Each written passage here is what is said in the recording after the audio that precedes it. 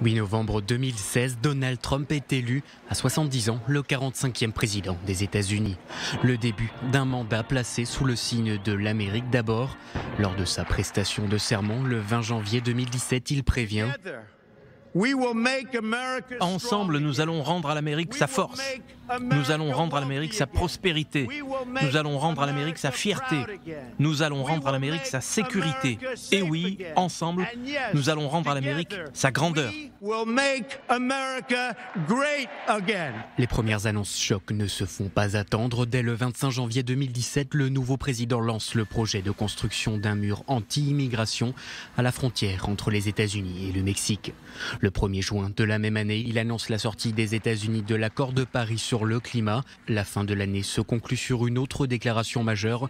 Le 6 décembre, la reconnaissance de Jérusalem comme capitale d'Israël.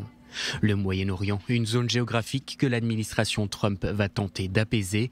Le 8 mai 2018, il annonce le retrait des États-Unis de l'accord sur le nucléaire iranien. Le 27 octobre 2019, la mort du chef du groupe État islamique Abu Bakr al-Baghdadi. Et le 3 juin 2020, un autre décès, celui du puissant général iranien Qassem Soleimani, tué dans une frappe américaine à Bagdad. Si Donald Trump est l'artisan des accords d'Abraham, il devient aussi le premier président des États-Unis à fouler le sol de la Corée du Nord. Le 30 juin 2019, il serre la main de Kim Jong-un. Mais sa politique ne séduit pas, l'homme divise et perd les élections de mi-mandat. Le 6 novembre 2018, si le Sénat reste républicain, l'opposition démocrate reprend quant à elle le contrôle de la Chambre des représentants. Une Chambre des représentants qui le met en accusation plus d'1 an plus tard. Le 18 décembre 2019, Donald Trump fait l'objet d'un premier impeachment. On lui reproche d'avoir fait pression sur l'Ukraine pour que Kiev lance une enquête pour corruption contre Joe Biden. Second impeachment le 13 janvier 2021, après les dérives meurtrières du Capitole.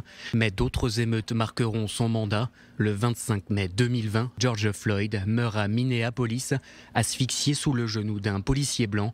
Le début d'un mouvement de colère jamais vu en 60 ans.